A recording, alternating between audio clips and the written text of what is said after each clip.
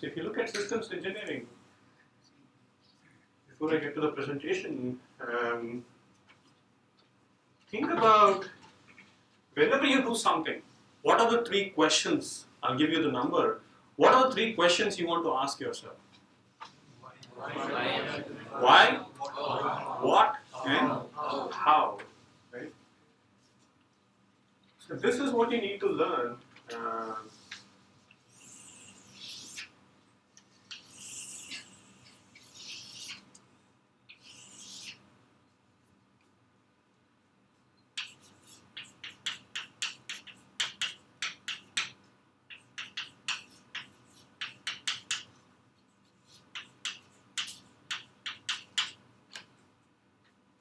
Okay, is this visible? Yes. So what you're looking at is when you're asked, what are you doing? It's a simple one-line answer, right? What are you doing?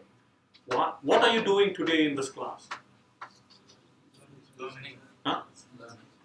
You're learning. Give me specific. Don't give me specific answer. What are you doing here? You're attending a course in satellite design, right? How are you doing it? You're coming to the class, you're sitting on a bench, we are trying to fiddle with the technology, and then finally it's getting to you and it starts working, and that is how you are attending the course, right? But the most important thing is this. The core of something is always why. You are all here because of this core, right? You understand? You agree with that? You want to understand why we want to do this, right? So this is what you need to really focus on. You may spend a lifetime to understand this question, and it's okay to do that. Okay, but you have to focus on this is systems engineering. You have to be able to go from this to this to this. Okay, you have to justify that, and that's what I'll talk about in the presentation. Now, the presentation is not going to directly reflect this. It's more of an approach, but keep this in mind. This is the crux of systems engineering. Okay.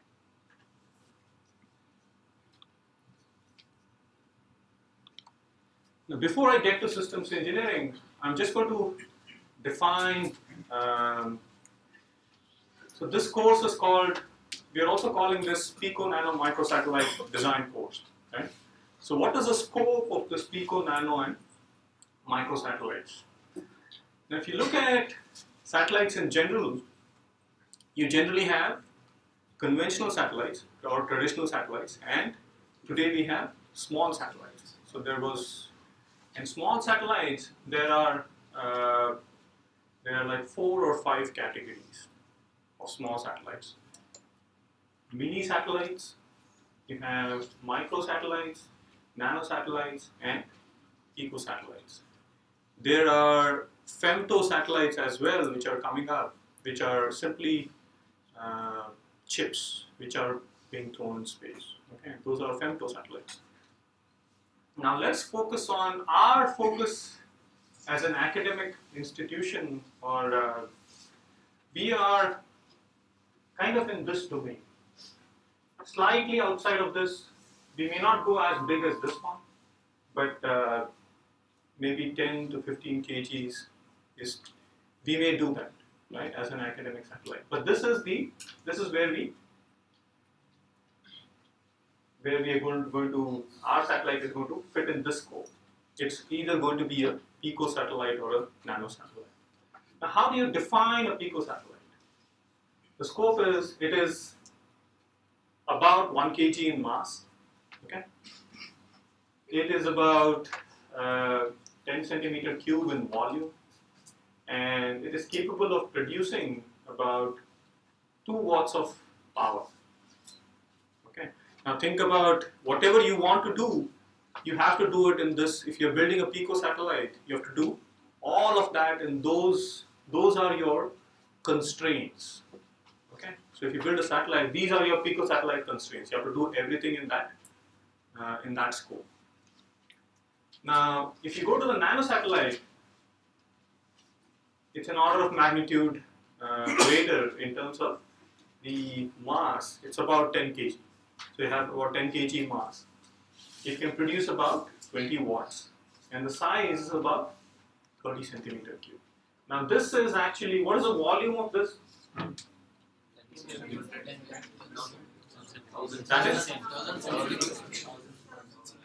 That is 1 liter, right?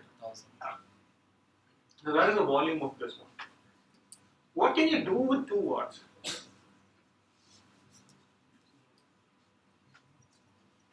How much does your battery have you guys tried to understand your cell phone? How much does it consume? Has anybody tried to be curious or try to figure out how much does your cell phone consume? Approximately 2 watts. Approximately 2 watts. So that's possible. It's you can do a whole lot with 2 watts, especially with an onboard battery. Now this is the power generation. The 2 watts is power generation, right? We're talking about solar cells and power generation, but you can have batteries which can store the power generated over a period of time and then do a little more than what 2 watts is possible.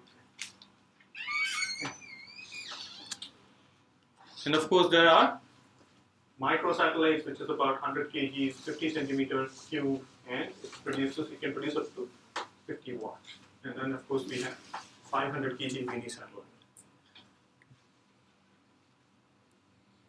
If the size is less, to place it in the orbit, it requires more velocity to sustain. Yes. So a slightly heavier satellite will spiral in. Yeah. Will spiral in at the that power requirement, how to match the power requirement, velocity. It has to move faster. It doesn't have to move faster. Otherwise, it will drag down to the. Yes, it will drag down. So you have to just whatever time we have to demonstrate our mission. So if you go to a slightly higher orbit, we may have. If we go to let's say about 400, 500 kilometers, we'll have more than sufficient time to demonstrate whatever we want to do. For example, ISRO launches a lot of its satellite around 650, 700 kilometers. So that is, even with a smaller satellite, you still get several years to demonstrate your mission. And that's more than sufficient. If you're in a 350 kilometers, that's when you have just a few months to demonstrate your mission. So that is when you. How ISS they are maintaining? So they keep pushing it. So they have thrusters on board ISS. It actually is. If they don't push it, it'll spiral in and burn an atmosphere, or it'll just disintegrate. So they keep pushing it. A big part of the load, which goes on board the supplies. The supplies is what is taken in different capsules. Is chemical thrusters. So thrusting propellant is what is taken there, and then they keep pushing it every so often so that it stays there. Why does it need pushing? Once it is in the orbit, it will keep in that part, right? Right. So we discussed about that is the ideal case, right? When we talk about Keplerian orbits, if gravitational force is the only force, it'll keep on spiraling. But in that altitude, you have atmosphere. You still have some atmosphere. It's not complete vacuum. So that atmosphere will resist. If it resists, as soon as it resists, its speed will slow down. Right? When its the speed is slowed down, it has to change its orbit. Just to give one example, if you are going in a bike 70 kilometers, your eyes, tears will roll down if you are not having spectacles. So that much atmosphere will be there. If you are moving with thousands of kilometer velocity, certainly there will be opposition from the atmosphere. Even though air is not there, but all other colloidal particles, etc., there will have opposition. There is still some atmosphere, and then it will just. So if my orbit is very big enough, it will follow that ideal case. Not very big enough. Ideally, it will follow it under the three assumptions. Mass is much bigger than it. So the central body mass is much bigger than the orbiting body. The second one is spherically homogeneous. The third one is that gravitational force is the only force. It'll follow a Keplerian orbit. It'll keep on doing that if gravitational force is the only force. However, that's not the reality. Even if you go, although that is pretty close to what it happens if you go in higher altitude orbits, like above 600 or 1000 kilometers, you don't have to worry about it coming down. You actually have to worry about it staying there. And that's what I've been talking about, stressing a lot on space debris management, or trying to bring it down as soon as possible so that it doesn't stay there forever. Am I answering your question? Yes. Okay. So here again, have you guys heard about CubeSats? Yes, sir. Right. So CubeSats is these were conceived as education training satellites or academic satellites for just demonstrating purposes. So it's essentially a 10 centimeter by 10 centimeter by 10 centimeter cube makes a 1 CubeSat, 1 unit CubeSat. Okay. The mass is less than 1.33 kg. Okay. And again, the power and all is constrained based on what kind of solar cells you use and how many solar cells you use. So a pico class CubeSat has this form factor, and a nano class CubeSat has this form factor. So 1 CubeSat or a pico class CubeSat is 10 centimeter by 10 centimeter by 10 centimeter. You stack 3 of them together, 10 centimeter by 10 centimeter, 10 centimeter by 10 centimeter, 10 centimeter by 10 centimeter. So you'll get 10 by 10 by 30, right? So that is a nano class CubeSat or a 3U CubeSat. So this is about 4 kg, okay? And this is the dimensions. So you get a little more than what the in-between space you get, and this actually matters, that extra 4 centimeter matters. You can use every centimeter, every millimeter that is available. Now the thing with these CubeSats, and somebody did a very nice job of facilitating these academic satellites in the form of CubeSats. Typically, how do you think a satellite is launched? Conventional satellite, you put it on the launch vehicle, right? And the launch vehicle has to take care of separating the satellite. Right? So what they did was, there were no, because these satellites were so small compared to the conventional satellites, they had to come up with an innovative way of launching these satellites, which means they had to develop something like a poly-picosatellite orbital deployer. So what this did was, this P-pod allowed these CubeSats to be launched as secondary payloads. So let's say it's like somebody's coming from Bangalore to Tumkur, and then one of us can hitch a ride, saying, "Can you please drop me?" So that is what is happening right now. Lots of bigger satellites are going up because the expense of launching a satellite is more than the expense than the cost involved with actually building it. Now imagine if these satellites or these the launch vehicles which are launching traditional satellites are several times more expensive than the development of a pico satellite or a CubeSat. So how do you launch it? So what they did was they came up with this poly-pico satellite orbital deployer. It sits at the side of a launch vehicle, okay? And when the launch vehicle is wherever the primary satellite is designated to be launched, it just pushes the CubeSat in that orbit. And it's a good thing in the sense we don't have to pay a lot for launching the satellite. However, we don't get to choose the orbit we want. Right? Wherever the primary is going, for example, you cannot choose to go to another place. You have to come to Tumkur because you have to come to SIT because that primary person is coming to SIT. If you want to go somewhere else, you have to figure out somebody else who's going there. You may have to wait for a long time to get there. Okay.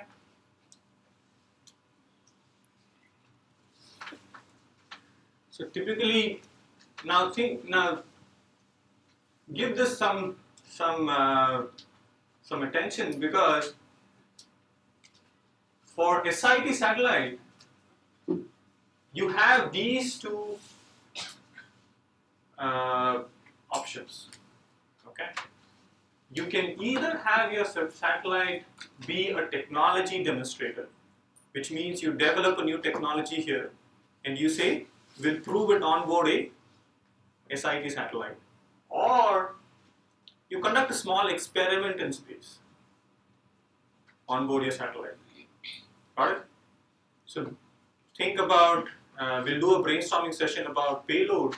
The payload could be a technology demonstrator or something utility spacecraft, in the sense you're doing some experiment. Let's say you do a science experiment, you fly it on board your satellite, do the experiment, get the data and make sense of that data. Alright. So you have these two options. Which one would you like to go?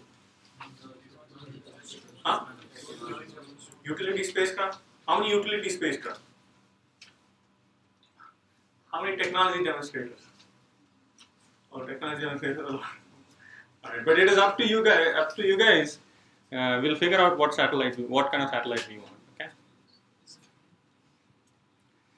Okay. Again, I don't have to make this case again. Why these satellites? These two are more than enough to. We cannot spend billions of dollars. Probably we cannot even spend millions of dollars. Forget about billions of dollars, right? So if you're, and we cannot. How many of y'all are going to stay here for a decade? None of y'all, right? So you cannot forget about 1 decade. You're not going to stay for decades, not even a decade. So these two are the constraints. We are not going with conventional satellite. So the timeline we're looking for the SIT satellite is about 2 to 3 years. That's what we are looking at. 2 years, maybe 2.5 years. Okay? So our timeline is very limited. So we have to go for a rapid approach, something which will be designed, developed and launched in 2 to 3 years. Budget, we're definitely not looking at billions or millions. We're looking at much more. And that is the reason we are going with these non-conventional or modern containerized satellites. Okay. So this is an example. This NPOS satellite, you see how many parts, how many systems are there? These are all different payloads. Okay. It was conceived as a cost-saving venture. The initial budget itself was 6.5 billion, okay, for 3 satellites. Cost-saving venture, and it went 3 billion over budget. Many of the, so imagine how expensive, and this is 12 years in development. By the time this satellite was developed, it was already obsolete. The technology was already obsolete. The technology needed to support, they had to pay extra for the technology. So we don't want to do something like this. And 3 years behind schedule. Okay.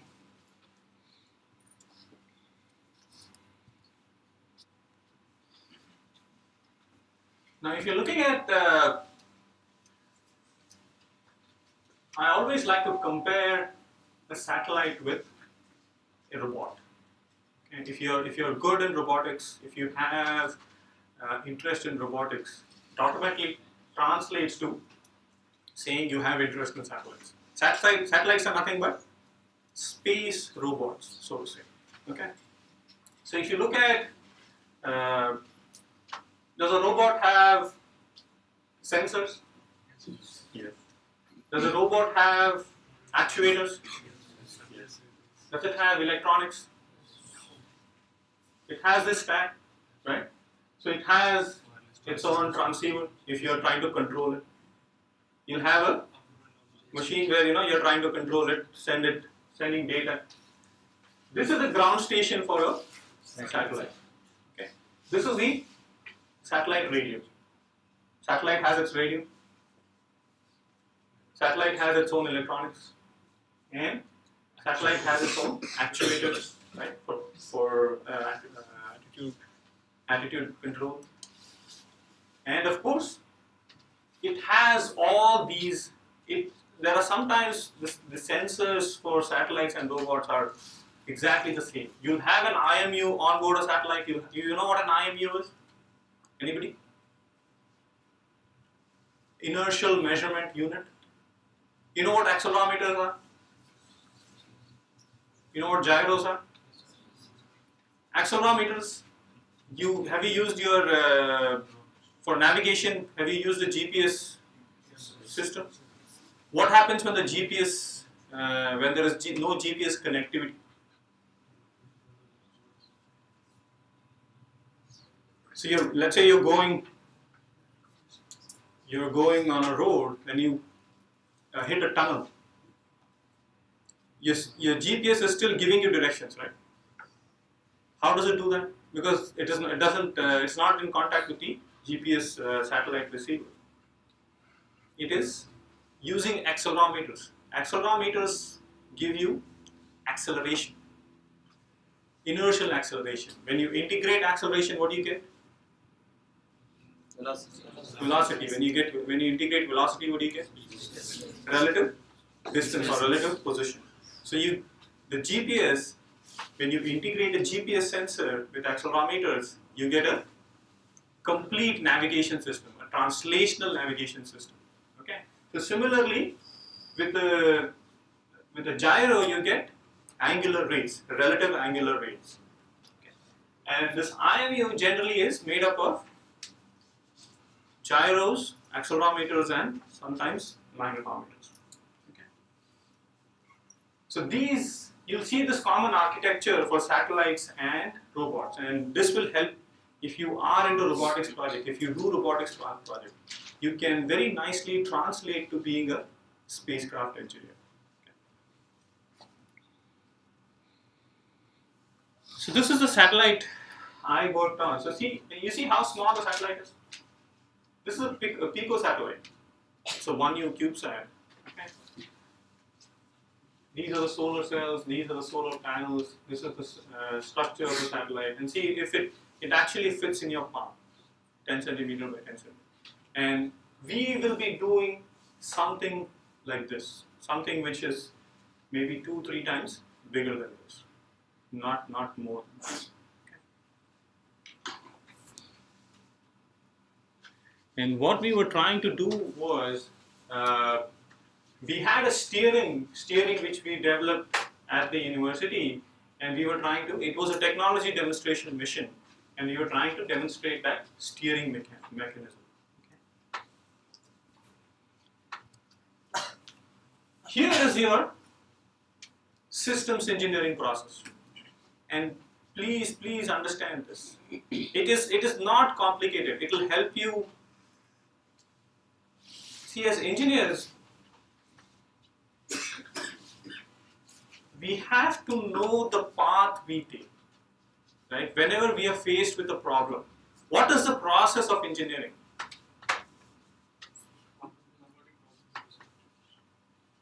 Right? But how does your education help you? In the sense, what is engineering itself? By definition, what is engineering? Applying science and mathematics, right? Applying sciences and mathematics. So how do you go about applying sciences and mathematics?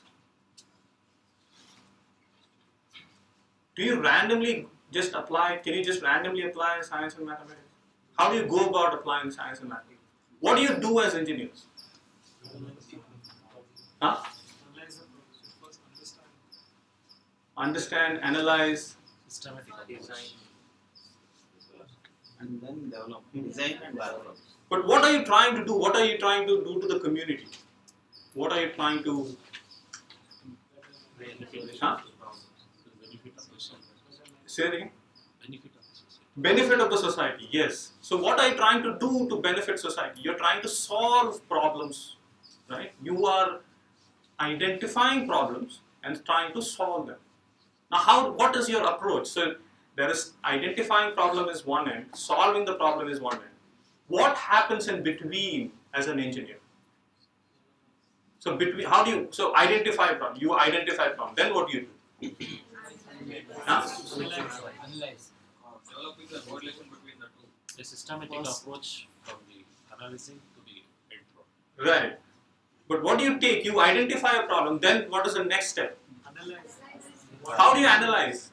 The The requirement. various solutions. But tell me in the sense of physics and mathematics. Think about the cause of that problem. Cause for the problem. Okay. What is the problem?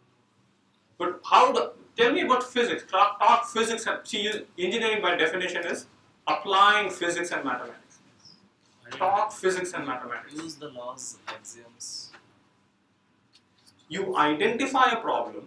Okay. You use the laws of physics. Now understand what are laws. We talked about what are laws, right? Laws are the starting point of something. A law itself cannot be mathematically proved. That is what makes it a law. You identify a problem. You identify a problem in the community. You look at what physics can I apply to formulate this problem as mathematics. Then you seek once you have identified it as a mathematical problem, you seek a mathematical solution. And then you go back and use physics to interpret that solution. So if you look at, there might be two problems. The mathematical formulation of the two problems may be exactly the same. The solution will be exactly the same. As engineers, mathematicians and physicians or physicists will be able to do that intermediate process. But as engineers, we need to give a real life perspective to the mathematical problem and the real life perspective to the mathematical solution. So that is the process of engineering, right? So this will help you to break down the problem to solution, physics and mathematics solution, and that is what systems engineering is. You have to be able to apply physics and mathematics to solve an engineering problem, to solve a problem as an engineer. That's what your training here is supposed to give you. Okay.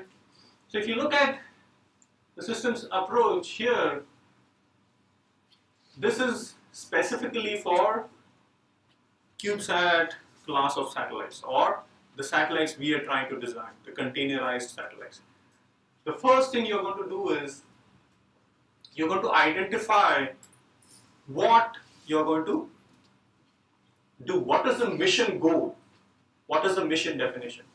So once we do a brainstorming session, once you get a chance to present your idea, we're going to identify one of those ideas as a potential mission, right?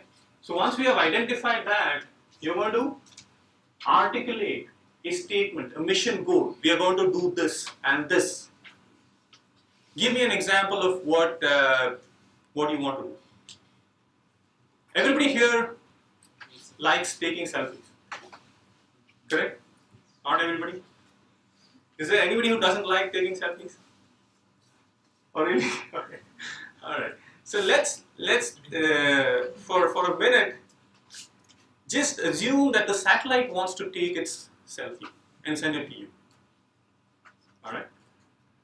So how do you describe a mission definition? What do you do? Well, you write the goal as Capturing the image. capturing a selfie in orbit and sending it back to the ground station. If it takes a selfie and it doesn't do anything, if you take a selfie and if you don't post it on Facebook. There is no point in taking a selfie, right? So if the satellite takes a selfie, it has to send it back. So that is a Facebook for the satellites, right? So that you capture that as mission definitions, right? Mission objectives. Now this here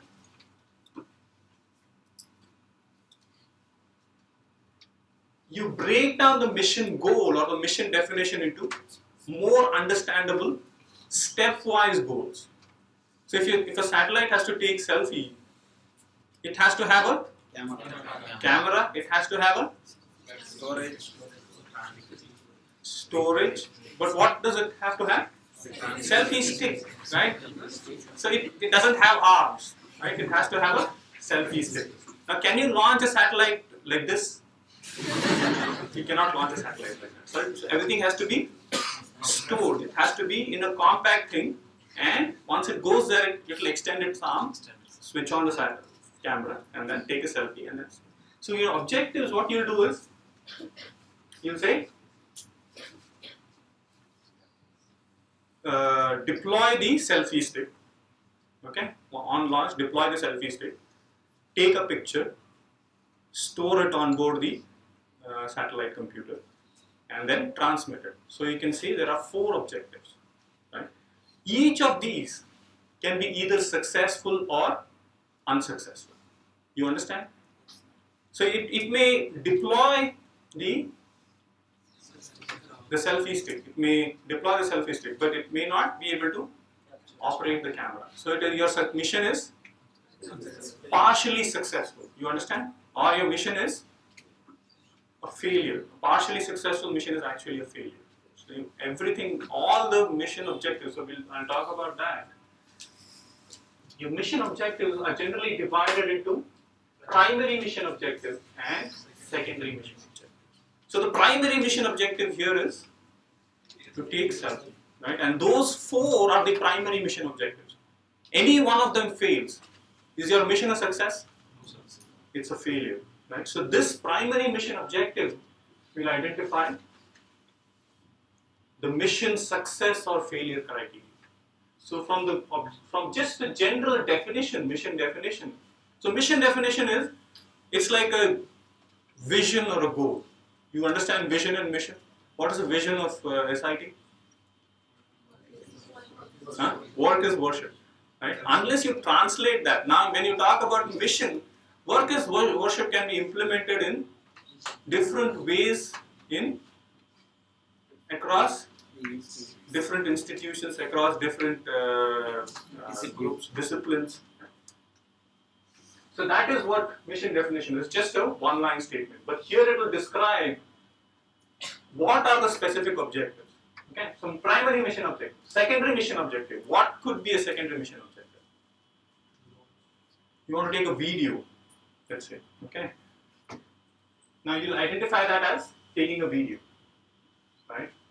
Now, if the secondary mission objective fails, is the mission a success? Yes. So that is what we do as part of.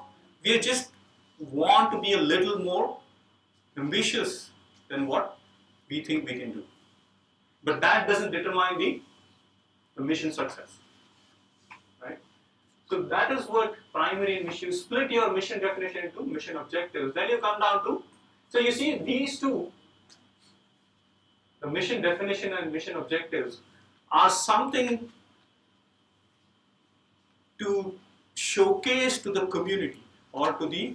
So when somebody talks about somebody asks you what is your mission, what does your mission do, you talk about mission definition and mission objectives. You'll explain in terms of that.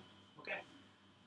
Then you come down to mission requirements. Here you start getting technical. You never really talk about mission requirements with user outside of the community. For mission requirements is more for us to figure out what are the functional and performance requirements which will make that mission feasible. So here it starts getting technical.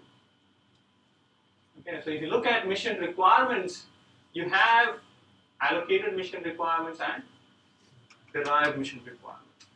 Now, what are allocated mission requirements? You say you want a selfie stick, right? Now you're going to start defining what is the size of the selfie stick, right? Or you'll just say we are going to buy this brand of selfie stick, right?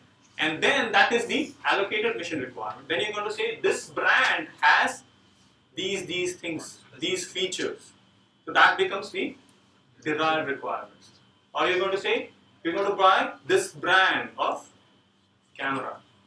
And then you're going to say this brand, or we need to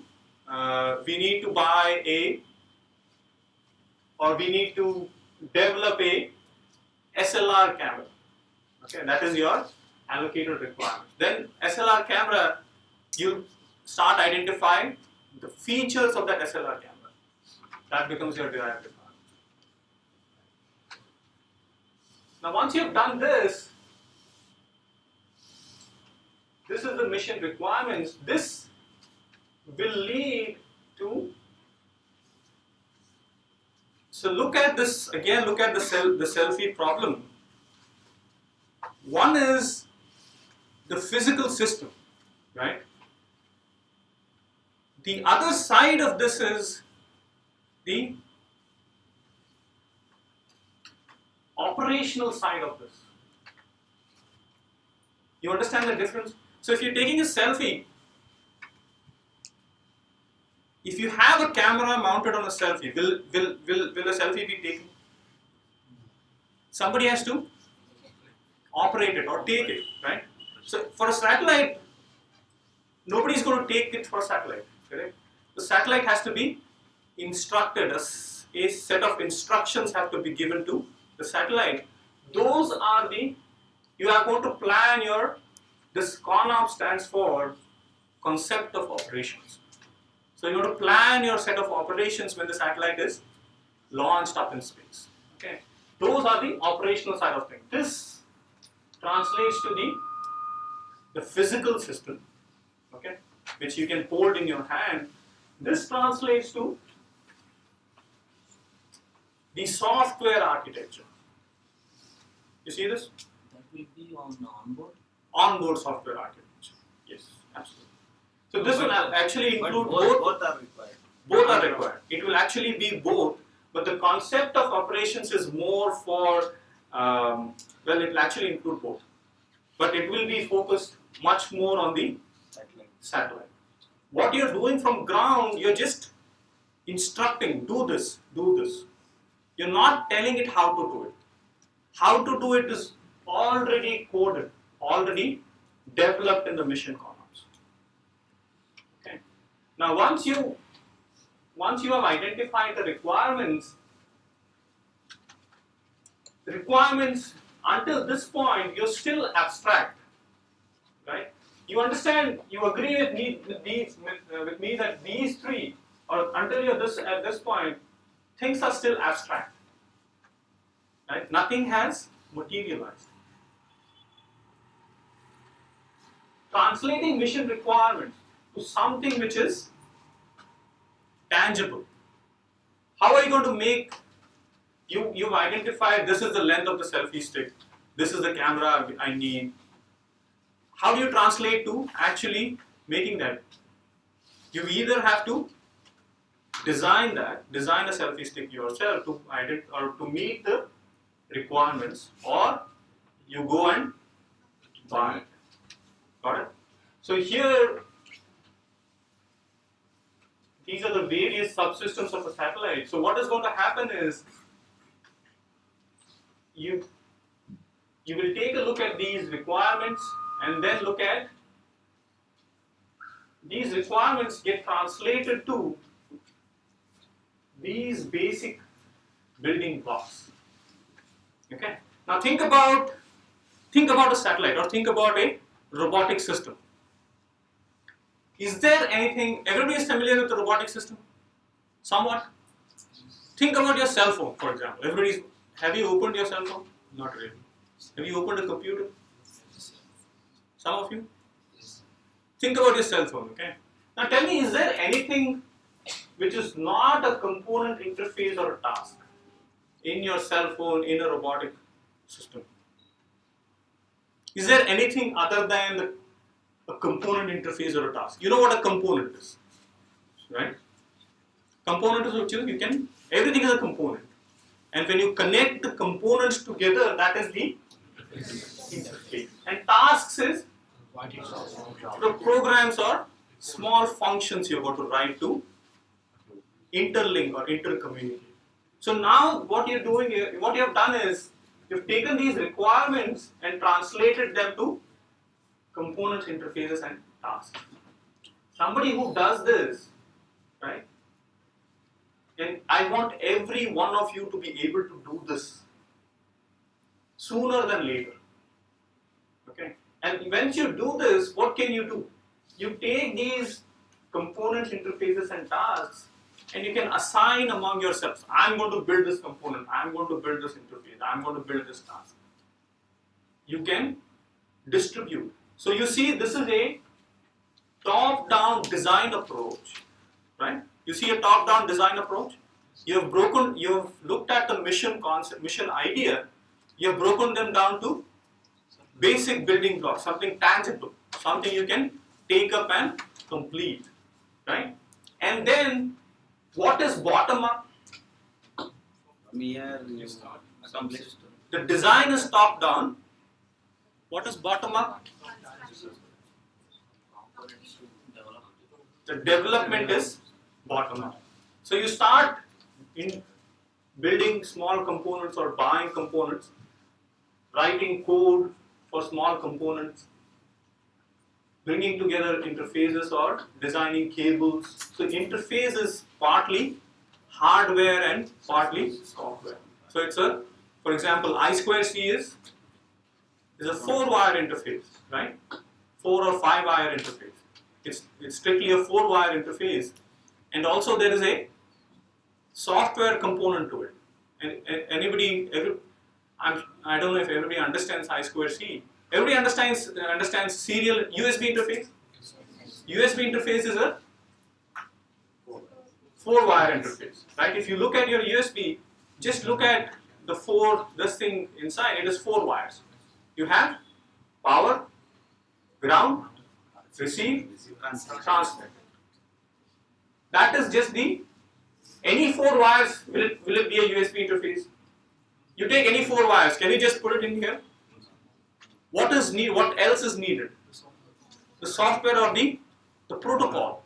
USB has a particular protocol. So interface has both the hardware and software aspect. Hardware is how many wires, for example, here, and the software part is the protocol. Okay. So you can take these different components or different building blocks among yourself, distribute them and start developing them. And then once you start developing them, you can go bottom up and completely build your system to realize that mission. Now that way, what you can do is, you see a nice link towards, if there is a failure, if an objective fails, you can track it down and say why it failed. You understand? You can track it down and say it failed because of this component. You have that path, you know the path. Alternately, if a component fails, you will know whether the mission will be a failure or a success. Right? What is the mission success criteria? We said primary objectives have to be satisfied. Right? So if you know a component failed, if you know interface failed, or if you know a task failed, a program or a function failed, you know whether your mission is going to be successful or failed. So this systems engineering approach, I have written an article on this. Okay, I'll share that article with you. I want you to review that article as team. Review that article and give me, I'll give you a couple of articles. Summarize those articles for me. Can you do that as part of your week 1 assignment? Yes. I don't, only for students. Okay, please summarize those articles because you need to learn this. This is very, very important.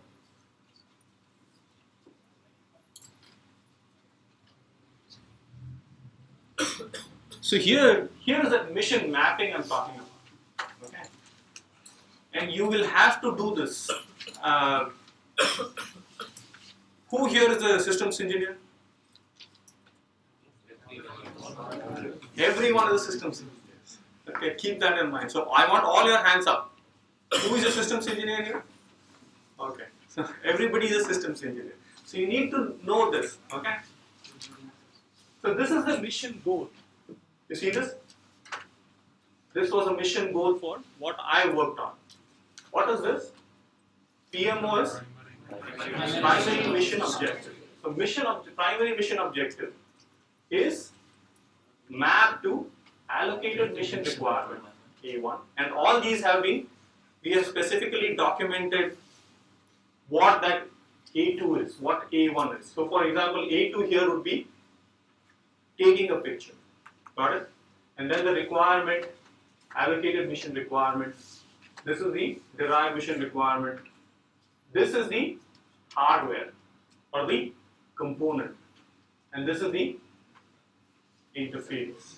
Right? If you see, you can see the mapping to. So if this fails, is the mission a success? It's a failure.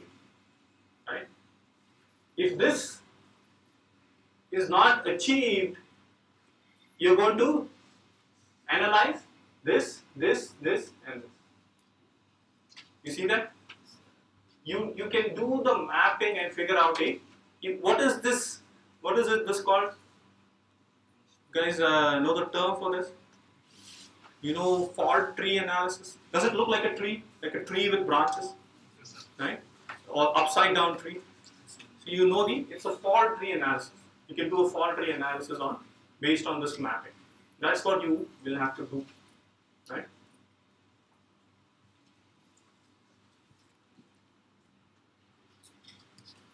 And here, what you're going to do, what you see here is the other advantage of breaking this system, going through the systems engineering process, and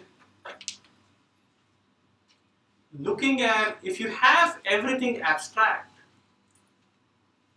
or you're just randomly trying to build a satellite, right?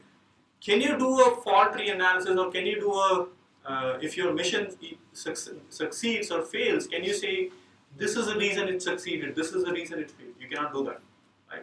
This facilitates that. Apart from that, what you can do is, how do you do a mass budget? So satellite, you have 1.33 kg is the constraint, but what is your actual mass? How do you go about doing that?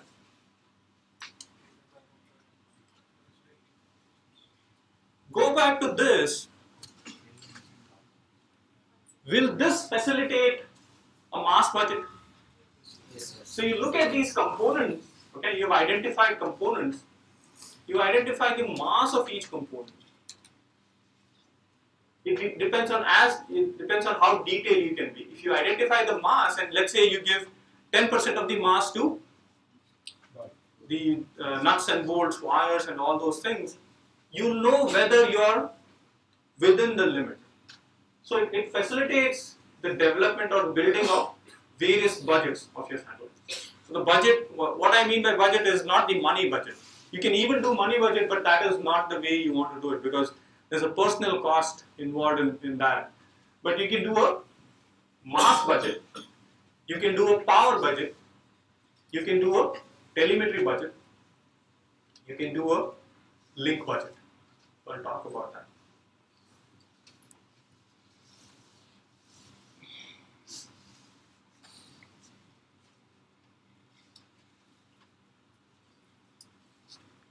Alright, so if you see, these are the components. Some of these components, not all, will have an interface, right? If you're selecting sensors will have. So I've used this symbol for SPI signal, the blue thing. This green thing is an I2C signal. This is analog to digital signal. So you can identify all of these, and then this will also help you facilitate understanding the bandwidth limitation. So these are like, or the data rate limitation within the system. Okay, it will help you identify the bottlenecks. So you can do, this is incomplete, or this is it's only a selected mask budget. But what you're seeing here is, this is components, this is tasks, okay, and this is interfaces. Interfaces have, which among this is faster? Anybody with knowledge of I2C and SPI? But alright, but what you can do is, you can look at this, you can say either this is faster or this is faster. Okay? Because those are pretty standardized, right? You can say I2C signal is faster, so let me use I2C signal here, right? Sometimes it doesn't matter. So that's what you're going to benefit from if you do this breakdown. Okay? Any questions until now? Do you see the physical, how the physical system is being realized? The physical system which you can hold in your hand, how it's being realized from the mission goal or mission concept. Got it? Sir, now what all the components you have shown are the simulation components. These are, I mean, it belongs to a particular software you are talking about. Simulation software. no, these are actual components. For example, this is the flash drive, the system flash, or the hard drive of the satellite. This is the real-time clock of the satellites. The software parts are actually these. The software tasks read the real-time clock. That will be a function, right? You develop or read the flash, write the flash, deploy, and then again this would be a task. He has arrived. Okay. Then we shall You guys want a break? No, you guys are fine, right? Alright, we'll take a break and just pick a couple of minutes. Okay. So these are this is, you can look at this and just try to visualize how much detailed work you can do. And your motivation should not be the mission alone. How many of you all want to pursue higher education? Almost all of you. That's wonderful. So if you want to pursue your higher education, this is an opportunity to build your resume. The better your resume, the better chance of getting into a good university. Not just, the good university exists all around the world, including India. There are some wonderful academic institutions in India. Right? You want to go to IISc, you want to go to IITs, you want to go to NITs, you want to stay at SIT. So what you can do is, you can do a lot of detailed work and get it published as an article. One of the outcomes of this mission should be that we publish at least 10 articles a year as a team, which is very feasible. You go do a presentation, you can do as simple as that, or you can do a conference article, you can do a journal article. And you should work with professors or faculty members and get to that. And then once that has a very significant impact on your resume. If you say, because I'm a reviewer for graduate school programs sponsored by many agencies. Okay. And if I don't see that you have published any articles, I won't give a lot of interest to your GPA may be, what is the GPA scale here? CGPA scale. It is 10, is it? So even if your CGPA is 10 and you don't have any publications, I won't be very keen to give you an admission, or I won't be very keen to recommend you for grad school. If your GPA is even 7, 8, and you have 2 or 3 very good publications, I'll be very encouraged to recommend you for grad school. You understand? Because if you're doing grad school is not like undergrad, so you don't just, what is at the end of the undergraduate, what are you trying to get? You're trying to, what is your focus? The best CGPA you can get, right? That's what your focus is. That is what you're trying to get. But grad school is not like that. CGPA matters, but it's more of a ballpark value. If your CGPA is 8, 9, 10, or in that ballpark, that's fine. But you have to demonstrate that you can do research. Right? So think about this, the amount of details here, and think about how you can put together reports. Once we have conceived the SIT mission, once we have understood once we have finalized on what payload we want to launch out of here, start doing this. Get along with your faculty members, get along with your professors, and start working on. There are 3 things you do in college. Okay? Study, sleep, and party. Do you do a lot of partying? Nightlife? No nightlife? You're going to say, oh, sir, this is Tumkur, what nightlife is this? You can go to Bangalore, you do spend a lot of time, and I don't mean partying by partying, but you spend a lot of time playing games and stuff like that, right? You spend that time. So you can do only 2 out of these 3. You can either study and sleep, you can sleep and party, or you can party and study. So you have to lose one of them. So you have to choose which one you want to lose. If you're good at partying and studying, do it. I mean, I would very wholeheartedly encourage you to do it. But you should be good at it. You understand? You should be able to sacrifice your sleep. Alright? So we'll take a break here and then come back and continue. Thank